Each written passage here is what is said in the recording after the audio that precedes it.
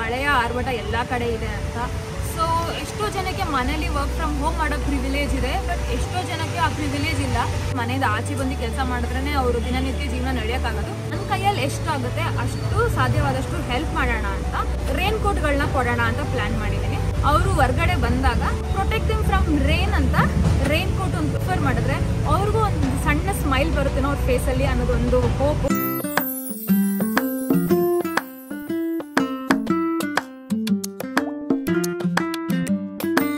Hey everyone, welcome to Daksha Gowda channel. ಇವತ್ತು ಒಂದು ದೊಡ್ಡ ದಿನ ಅಂತ ಹೇಳ್ಬೋದು. A special day, a day of thanksgiving, gratitude ಆ ತರ ಹೇಳ್ಬೋದು. ನನ್ನ ಒಂದು ಇನ್ಫ್ಲೂಯೆನ್ಸರ್ ಅಂತ ಮಾಡಿರೋದೇ ನೀವು. ಎಷ್ಟೊಂದು ಜನ ಪರ್ಸನಲ್ DMs ಕೂಡ ಮಾಡಿದೀರಾ. ನಾವಿದೀವಿ ಜೊತೆಗೆ, ನಾವು ಸಪೋರ್ಟ್ ಮಾಡ್ತೀವಿ, ನೀವ್ ಮಾಡ್ತಾ ಇರಿ, ನಿಮ್ ಕಂಟೆಂಟ್ ತುಂಬಾ ಚೆನ್ನಾಗಿದೆ ಅನ್ನೋ ಒಂದು ಕಾನ್ಫಿಡೆನ್ಸ್ ಕೊಡ್ತಾ ಇದ್ರಿ. ಇನಿಷಿಯಲ್ ಡೇಸ್ ನಾನು 89 kgs ಇರ್ಬೇಕಾದ್ರೆ ಮಾಡ್ಬೇಕಾದ್ರೂ ಎಷ್ಟೋ ಜನ ನನಗೆ ಮೆಸೇಜ್ ಮಾಡಿ ನಾವಿದೀವಿ, ನೀವ್ ಮಾಡಿ, ಕನ್ಸಿಸ್ಟೆಂಟ್ ಆಗಿರಿ ಅಂತೆಲ್ಲ ತುಂಬಾ ಸಪೋರ್ಟ್ ಮಾಡಿದ್ರಿ.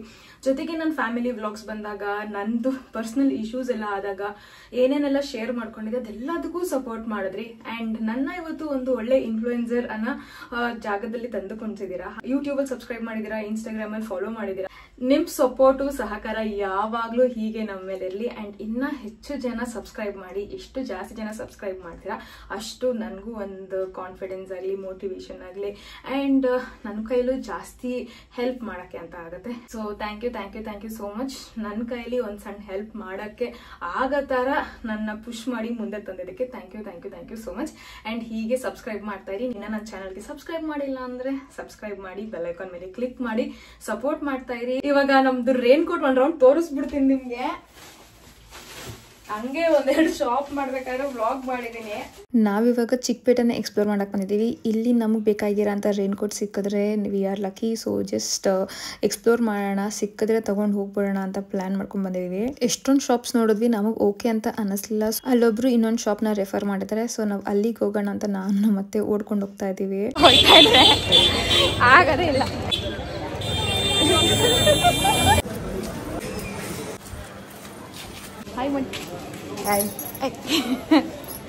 ಇವಾಗ ನಾವು ರೇನ್ ಕೋಟ್ ಪರ್ಚೇಸ್ ಮಾಡಕ್ಕೆ ಅಂತ ಹೋಗ್ತಾ ಇದೀವಿ.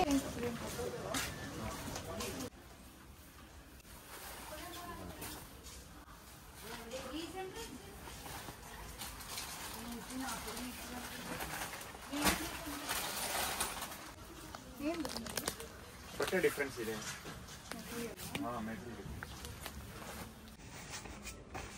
ಮೇಲಿಂದ ಓಪನ್ ಇಲ್ಲ. ಇದು ಬ್ಯಾಗ್ ಇದ್ರೆ ಬ್ಯಾಗ್ ಕೂಡ ಬರುತ್ತೆ.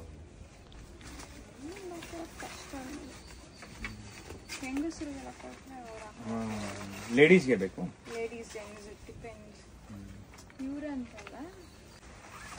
ಆಮೇಲೆ ಸ್ವಲ್ಪ ಫ್ಯಾನ್ಸಿ ಕೂಡ ತೋರಿಸಿ. ಇದು ಮೆಟೀರಿಯಲ್ ಮುಟ್ ನೋಡ್ಬಾ. ಅದು ತಗೋಬೇಕಾ, ಬ್ಲೂ ಕಲರ್ ತಗೋಬೇಕಾ? ಕಲರ್ ಇದೆಯಲ್ವಾ? ಕಲರ್ಸ್ ಇದೆ. ಇದರಲ್ಲಿ ಕಲರ್ಸ್ ಇದೆಯಾ? ಕಲರ್ ಪ್ಲೇನ್ ಇದೆಯಾ? ಸೈಜ್ ಬರುತ್ತೆ. ಪ್ಲೇನ್ ಇದೆಯಾ? ಪ್ಲೇನ್ ಇಲ್ಲ. ಅದು ಕೊಟ್ರೆ ಏನ್ ಗೊತ್ತಾ, ಒಂದೆರಡು ದಿನ ಉಪಯೋಗಿಸ್ಬೇಕು. ಒಂದಿನ ಅರ್ಧ ಹಾಕ್ಬಿಟ್ರೆ ಏನ್ ನಮಗೂ ಸೆಟ್ ಆಗಲ್ಲ. ಅವ್ರಿಗೆ 3 ಪೀಸ್ ತೆಗಿ, ಕಲರ್ ಕೊಡಿ, ಚೆನ್ನಾಗಿದೆ. 3 ಸೈಜ್ ಬರುತ್ತೆ. ಎಲ್ ಎಕ್ಸೆಲ್, ಡಬಲ್ ಎಕ್ಸೆಲ್ ಎಲ್ಲ ಮಿಕ್ಸ್ ಎಲ್ಲರಿಗೆ ಆಗುತ್ತೆ. ಅದು ಹೌದಾ? ಎಲ್ಲರ 3 ಸೈಜು ಎಲ್ಲರಿಗೆ ಆಗುತ್ತೆ. ಜಾಸ್ತಿ ದಪ್ಪ ಇದ್ರೆ ಅವ್ರಿಗೆ ಡಬಲ್ ಎಕ್ಸೆಲ್ ಕೊಡಿ. ಎಲ್ ಎಕ್ಸೆಲ್ ನೋಡ್ಕೊಂಡು ಕೊಡಕ್ಕಾಗಲ್ಲ, ನಾವ್ ಹಿಂಗ್ ಕೊಡ್ಬೇಕಾದ್ರೆ ಸೈಜ್ ನೋಡಿ ನಂಗೆ ಕೊಡಕ್ಕಾಗಲ್ಲ. ಅದು ಪ್ರಾಬ್ಲಮ್. ಅದಕ್ಕೆ ಎಲ್ಲ ಡಬಲ್ ಎಕ್ಸೆಲ್ ಇಲ್ಲ, ಬಂಡಲ್ ಅಲ್ಲಿ ಮಿಕ್ಸ್ ಬರೋದು. ಅವ್ರ ಬಂಡಲ್ ಮಿಕ್ಸ್ ಬರುತ್ತೆ. ಎಲ್ಲೂ double L Excel, double XL ಇದೆ. ಅದು ಅದೇನ್ ಗೊತ್ತಾಗುತ್ತೆ? ಇದು ಎಲ್, ಇದೆಲ್ಲ ಗೊತ್ತಾಗುತ್ತೆ. ಇಲ್ಲಿ ತೋರಿಸ್ತೀನಿ. ಇದು ಕೆಳಗಡೆ ಸ್ಟಿಕ್ಕರ್ ಇದೆ, ಅದು ಕವರ್ ಮೇಲೆ ಕೂಡ ಜರ್ಕಿನ್ ಹಾಕೊಂಡಿರೋದು ಬೇಕಂತಾನೆ. ಎಲ್ಲ ಫ್ರೀ ಸೈಜ್ ಕೊಡಿ. ಆಯ್ತು, ತೆಗಿ. ಬೇಬಿ ಜಾಕಿ ಈ ಕಲರ್ ತಗೋಬ್ರಮ್ಮ, ಇದು ಚೆನ್ನಾಗಿದೆ. ಅವ್ರಿಗೆ ಗರ್ಲಿಶ್ ಕಲರ್ ಇಷ್ಟ. ನೀನು ಅವರೇ ಬಂದು ಅದಕ್ಕೆ ಚೆನ್ನಾಗಿಲ್ಲ. ಅದು ಇಷ್ಟೊತ್ತಂಗ ಫೋಟೋ ಹೊಡ್ಕೊಂಡು ಚೆನ್ನಾಗೈತೆ ಅಂದ್ರು. ನೀನ್ ಬಂದ್ರೆ ಅವ್ರಿಗೆ ಅದೇ ಇಷ್ಟ. ಇದು ತಲೆಗೆ ಟೋಪಿ ಇಲ್ಲಿದೆ ನೋಡು, ಅಲ್ಲೇ ಮೇಲೆ ತಲೆ ಟೋಪಿ ನೋಡಮ್ಮ. ಟೋಪಿ ಹಾಕಮ್ಮ.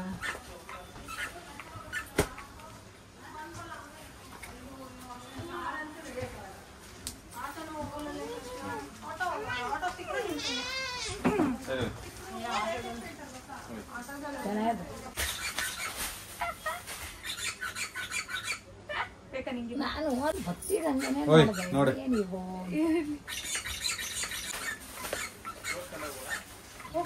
ತಗೊಳ್ಳೋಣ.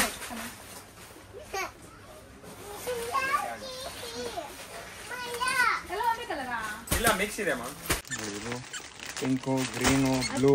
ಬ್ಲೂ ಇಲ್ಲಿ ಒಳಗಡೆನೆ ಇರುತ್ತಾ? ಇಲ್ಲ ಇಲ್ಲಿ ಇದೆ. ಒಂದು ಪ್ಯಾಕೆಟ್ ಅಲ್ಲ ಒಂದು ಕಲರ್ ಅಲ್ವಾ?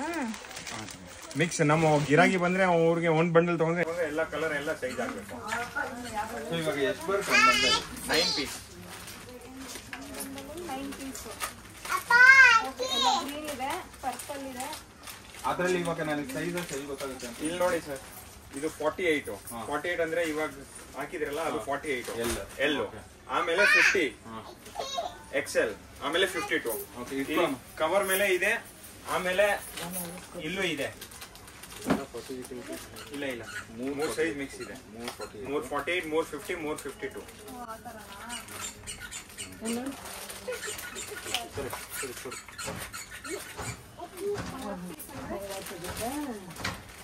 ಒಂದ್ರಲ್ಲಿ 3 ಪೀಸ್ ತೆಗೆದುಕೊಡ್ತೀನಿ.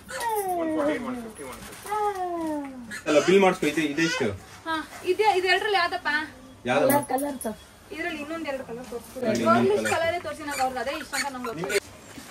ಬಿಸ್ಕೆಟ್ ಕಲರ್ ಇಲ್ವಾ? ಇದು ತುಂಬಾ ಚೆನ್ನಾಗಿದೆ, ಪೇಸ್ಟಲ್ ಕಲರ್ ಅಲ್ವಾ? ಇದೆರಡರಲ್ಲಿ ಯಾವ್ದು ನಂಗೆ ಗೊತ್ತು. ಒಳಗೆ ಕಲರ್ಸ್ ಬೇಕು ಅಂತ. ಸಾಕು ಸಾಕು. ಇನ್ನೆಷ್ಟು ತಗೋತಾರೆ? ಅಂಕಲ್ ಕೊಡಲ್ಲ ಅಂದ್ರು, ಒಂದೇ ಕೊಡೋದಂತ. ಒಂದೇ ಬರೀ ಪಿಂಕ್ ಓಕೆ, ನಿಮ್ದು ಜಾಕೆಟ್ ಕಲರ್ ಆಯ್ತಾ? ಜಾಕೆಟ್ಗಳಲ್ಲಿ ಇಷ್ಟೇ ಕಲರ್ಗಳು ಬರೋದು. ತಗೋ ಇವು ಫೈನಲ್ ಇದನ್ನ ಕೊಡ್ತೀನಿ ನಾನು. 2 ಬಿಲ್ ಮಾಡ್ಬಿಡಿ ನೀವು.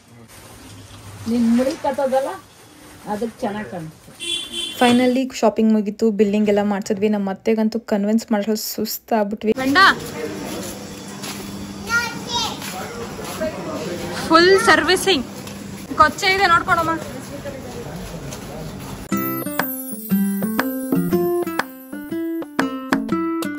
ಕೊಚ್ಚೆ ಕಾಲಿಡ್ಬೇಡ, ಹಂಗೆ ನಡಿ.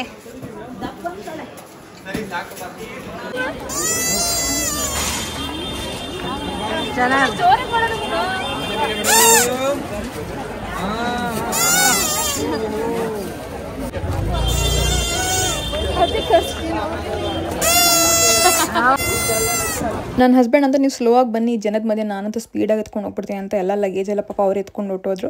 ನಾನು ನನ್ನ ಮಗಳು ನಮ್ಮ ಅತ್ತೆ ರೋಡ್ ಉದ್ದಕ್ಕೂ ನೋಡ್ಕೊಂಡು ಅದು ಶಾಪಿಂಗ್ ಮಾಡಿ. ನಮ್ಮ ಅತ್ತೆಗಂತೂ ಯಾವ ತರಕಾರಿ ಅಂಗಡಿ ಯಾವ ಹಣ್ಣು ಅಂಗಡಿ ಕಾಣಿಸ್ಲಿ ಅಲ್ಲಿ ನಿಂತ್ಕೊಂಡು ಫುಲ್ ಶಾಪಿಂಗ್ ಮಾಡ್ತಾ ಇದ್ರು. ಆಮೇಲೆ ಕಾರ್ ಪಾರ್ಕಿಂಗಿಗೆ ಬಂದ್ವಿ. ನಾವಿಲ್ಲಿ SBI ಹತ್ರ ನಾವು ಪಾರ್ಕ್ ಮಾಡ್ತೀವಿ. ಯೂಶಲಿಗೆ ರಶ್ ಇಲ್ದೇ ಇರೋ ಟೈಮಲ್ಲಿ ನಮ್ಗೆ ಇಲ್ಲಿ ಪಾರ್ಕಿಂಗ್ ಸಿಕ್ಕತ್ತೆ. ಆ್ಯಂಡ್ ಇದು ಪೇಡ್ ಪಾರ್ಕಿಂಗು. ಯೂಶಲಿ ನೀವು ಚಿಕ್ಕಪೇಟೆಗೆ ಹೋದಾಗಲೂ ನೀವು ಇಲ್ಲೇ ಪಾರ್ಕ್ ಮಾಡ್ಬೋದು. ನನ್ನ ಮಗಳಂತೂ ಅವ್ರ ಅಪ್ಪ ನೋಡ್ಬಿಟ್ಟು ಫುಲ್ ಎಕ್ಸೈಟ್ಮೆಂಟ್ ಅಲ್ಲ ನಾನು ಹೇಳ್ಕೊಬಂದ್ಲು. ಪಾಪ ನಮ್ಮ ಅತ್ತೆ ಹಿಂದೆಗಡೆ ಎಷ್ಟು ಸ್ಪೀಡಾಗಿ ಬರೋಕ್ಕಾಗತ್ತೆ ಅಷ್ಟು ಸ್ಪೀಡಾಗಿ ಬರ್ತಾ ಇದ್ರು. ನಂಗೆ ಮೊಸರು ಇಷ್ಟ ಇಲ್ಲ. ಮೊಸರು ಯಾರಿಗೆ ಬೇಕು ತಿನ್ಕೊಳ್ಳಿ. ಬವ್ವಾ ಅಲ್ಲಿಂದ ಚಿಕ್ಕಪೇಟೆಯಲ್ಲೇ ಪಕ್ಕದಲ್ಲೇ ಇದ್ದಿದ್ದು ಬಸವೇಶ್ವರ ಖಾನಾವಳಿಗೆ ಬಂದ್ವಿ. ನಾರ್ತ್ ಕರ್ನಾಟಕ ಸ್ಟೈಲ್ ಒಳ್ಳೆ ಮೀಲ್ಸ್ ಇರುತ್ತೆ. ಇಲ್ಲಂತೂ ಸಖತ್ ಟೇಸ್ಟಿಯಾಗಿರುತ್ತೆ. ಆ್ಯಂಡ್ ಎಷ್ಟೊಂದು ಜನ ಕೇಳ್ತಿರೋಳು ಹೊರಗಡೆ ಹೋದಾಗ ಯಾವ ಥರ ಫುಡ್ ಆಪ್ಷನ್ಸ್ ತಿನ್ಬೋದು ಅಂತ. ಹೆಲ್ದಿಯಾಗಿ diet friendly high protein food ನಿಮ್ಗೆ ಇಲ್ಲಿ ಸಿಕ್ಕತ್ತೆ.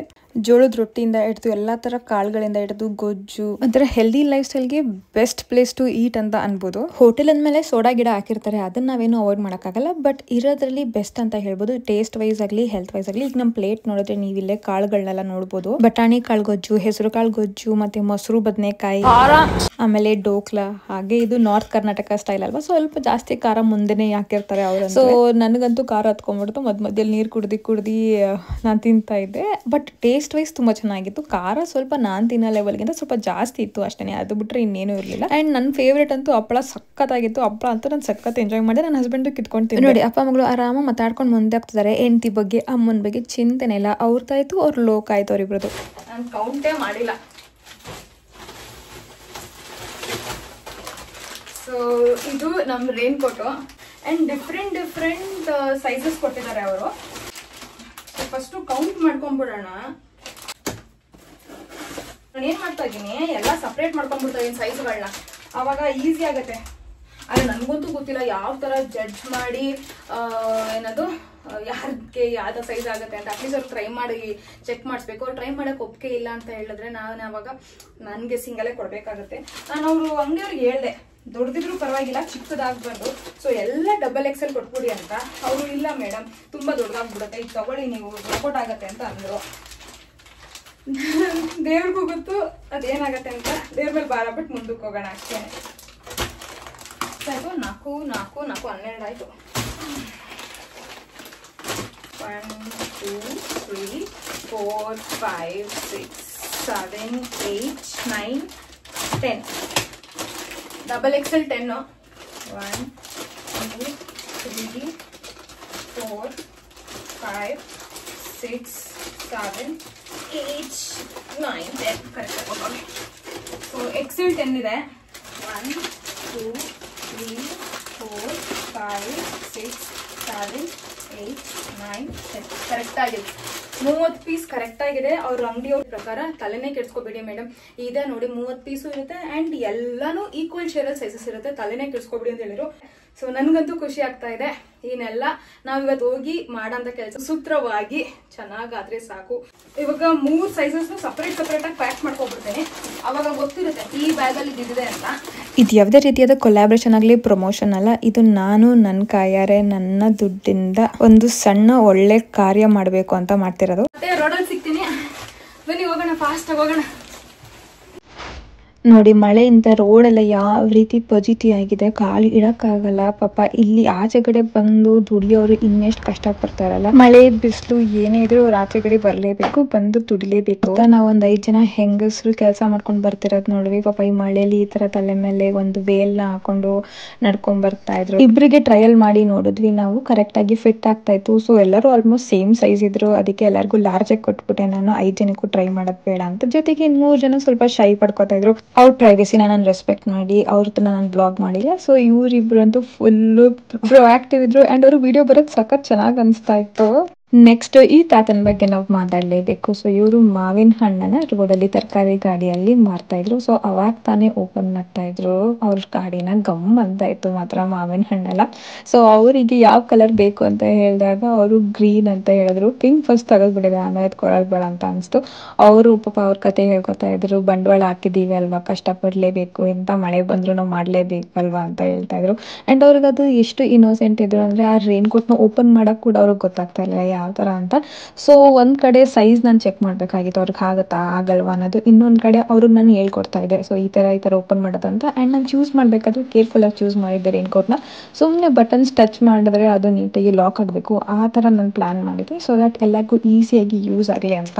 ನಾನು ಒಬ್ಬೊಬ್ರನ್ನ ಮೀಟ್ ಮಾಡಿದಾಗ್ಲೂ ಒಂದೊಂದು ಸ್ಟೋರಿ ಬರ್ತಾ ಇತ್ತು. ಈ ತಾತ ಅಂತೂ ತುಂಬಾನೇ ಖುಷಿ ಪಟ್ಟು ಕೈಯೇ ಮುಗಿದ್ಬಿಟ್ಟು ನನಗೊಂಥರ ಅನ್ಸ್ಬಿಟ್ಟು. ಈ ಅಣ್ಣ ಅಂತೂ ಫುಲ್ ಸ್ಮೈಲಿಂಗ್ ಅಣ್ಣ ಅಂತ ಹೇಳ್ಬೋದು. ಅವ್ರಿಗಂತೂ ಫುಲ್ ಎಕ್ಸೈಟ್ಮೆಂಟ್. ಅಲ್ಲಿ ನಿಂತ್ಕೊಂಡು ಎಳ್ನೀರ್ ಮಾಡ್ಬೇಕಾದ್ರೆ ಅವ್ರಿಗೆ ಎಷ್ಟೊಂದು ಕಷ್ಟ ಇದೆ, ಬಿಕಾಸ್ ಯಾವಾಗಲೂ ಏನೇ ಮಾಡಿದ್ರು ಎಲ್ಲ ಕಡೆಯಿಂದ ನೀರು ಬಂದೇ ಬರುತ್ತೆ. ಅವ್ರ ಟಾರ್ಪಲ್ ಎಲ್ಲ ತುಂಬಾ ತೂತಾಗಿದೆ. ಸೊ ಏನೇ ಆದ್ರೂ ಬಂಡವಾಳ ಹಾಕದ್ಮೇಲೆ ರೋಡಲ್ಲಿ ಬಂದು ನಿಂತ್ಕೊಳ್ಳೇಬೇಕು, ಮಾರ್ಲೇಬೇಕಲ್ವಾ. ಅವ್ರ ಜೊತೆ ಈ ಅಕ್ಕ ಅಂತೂ ಫುಲ್ ಎಂಥೂಸಿಯಾಸ್ಟ್ ಅಂತ ಹೇಳ್ಬೋದು. ಅವರು ಹೌಸ್ ಹೆಲ್ಪ್. ಸೊ ಮಳೆಯಲ್ಲಿ ಆತರ ಒಂದು ಸಣ್ಣ ಸ್ಕಾರ್ಫ್ ಹಾಕೊಂಡು ಎಲ್ಲಾ ಮನೆಗಳಿಗೂ ನಡ್ಕೊಂಡು ಓಡಾಡಬೇಕಂತೆ. ಸೊ ಅದನ್ನೇ ಈ ಅಣ್ಣ ಕೂಡ ನಂಗೆ ಸ್ಟೋರಿ ಹೇಳ್ತಾ ಹಾಗೂ ಕಂಗೆ ಕರೆದ್ಬಿಟ್ಟು ನಾನು ರೈನ್ ಕೋಟ್ ಆಫರ್ ಮಾಡಿದೆ. ಅವ್ರು ಫಸ್ಟ್ ಯೋಚನೆ ಮಾಡಿದ್ರೆ ನನ್ನ ಮಕ್ಳಿಗೆ ಕೊಟ್ಬಿಡಿ ಅಂತ ಹೇಳೋ, ಅದಕ್ಕೆ ಮಕ್ಳಿಗೆಲ್ಲ ಇದು ದೊಡ್ಡವ್ರಿಗೆ ಅಂತ. ಇಷ್ಟಾಗ್ಲಿ ತಾಯಂದಿರು ಫಸ್ಟ್ ಯೋಚನೆ ಮಾಡೋದು ಮಕ್ಳ ಬಗ್ಗೆ ಅಲ್ವಾ. ಈ ತಾತ ಅಂತೂ ಆಲ್ಮೋಸ್ಟ್ ಕಣ್ಣಲ್ಲಿ ನೀರ್ ಹಾಕ್ಬಿಟ್ರು. ಅವ್ರ ಮನೇಲಿ 2 ಮಕ್ಳಿದಾರಂತೆ, ಮಕ್ಳು ಯಾರು ನೋಡ್ಕೊಳ್ಳಿಲ್ಲ ಅಂತೆ. ಸೊ ಅವ್ರು ಈ ಟೈಮಲ್ಲಿ ಬಂದು ಹೊರಗಡೆ ಏನ್ ಕೆಲಸ ಸಿಗುತ್ತೆ ಕೆಲಸ ತಗೊಂಡ್ ಮಾಡ್ತಾರಂತೆ ಅವ್ರ ಡೈಲಿ ಲಿವಿಂಗ್. ಇನ್ನ ತುಂಬಾನೇ ಸ್ಟೋರೀಸ್, ತುಂಬಾನೇ ಜನನ ಮೀಟ್ ಮಾಡಿದೆ ಅಂಡ್ ಎಲ್ಲಾರ್ದು ವಿಡಿಯೋಸ್ ನಾನು ಮಾಡಕ್ ಹೋಗಿ ನಾನು ಅವ್ರ ಪ್ರೈವೇಸಿನ ಕನ್ಸಿಡರ್ ಮಾಡಿ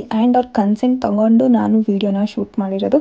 ಸೊ ಯಾರ್ಯಾರಿಗೆ ವಿಡಿಯೋ ಮುಂದೆ ಬರಕ್ಕೆ ಸ್ವಲ್ಪ ನಾಚಿಕೆ ಸ್ವಭಾವ ಇತ್ತು, ಅವ್ರದ್ದೆಲ್ಲ ವ್ಲಾಗ್ಸ್ ನಾನು ಕ್ರಿಯೇಟ್ ಮಾಡಕ್ ಹೋಗ್ಲಿಲ್ಲ. ಬಿಕಾಸ್ ಅವ್ರ ಪ್ರೈವೇಸಿನ ನಾವು ಕನ್ಸಿಡರ್ ಮಾಡಿ ಅದನ್ನ ನಾವು ರೆಸ್ಪೆಕ್ಟ್ ಮಾಡ್ಬೇಕಲ್ವಾ. ಅದಕ್ಕೆ ಈ ತಾತ ಅಂತ ನಾವು ಕೊಟ್ಟಿದ್ರೆ ರೈನ್ ಕೋಟ್ನ ಹಂಗೆ ಹಾಕೊಂಡು ಹೋದ್ರು. ನೋಡಕ್ ಮಾತ್ರ ನನ್ ಕಣ್ ತುಂಬಾ ಅನ್ಸ್ತಾ ಇತ್ತು ಮಾತ್ರ.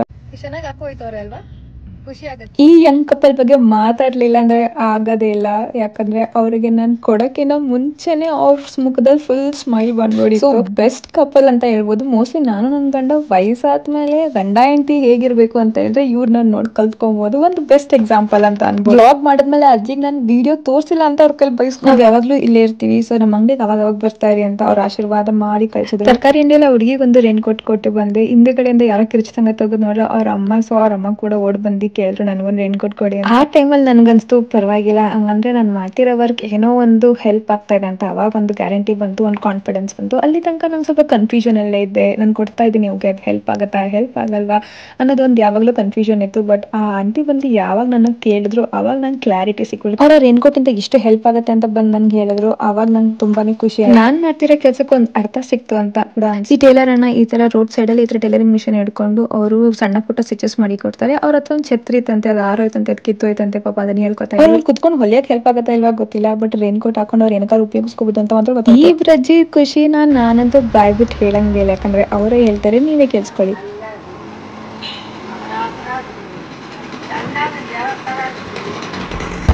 ಎಷ್ಟು ಕಥೆಗಳು, ಒಂಥರ ಓವರ್ವೆಲ್ಮಿಂಗ್ ಸಿಚುವೇಶನ್ ಅಂತ ಹೇಳ್ಬೋದು, ಮಿಕ್ಸ್ಡ್ ಎಮೋಷನ್ಸ್ ಒಂಥರ.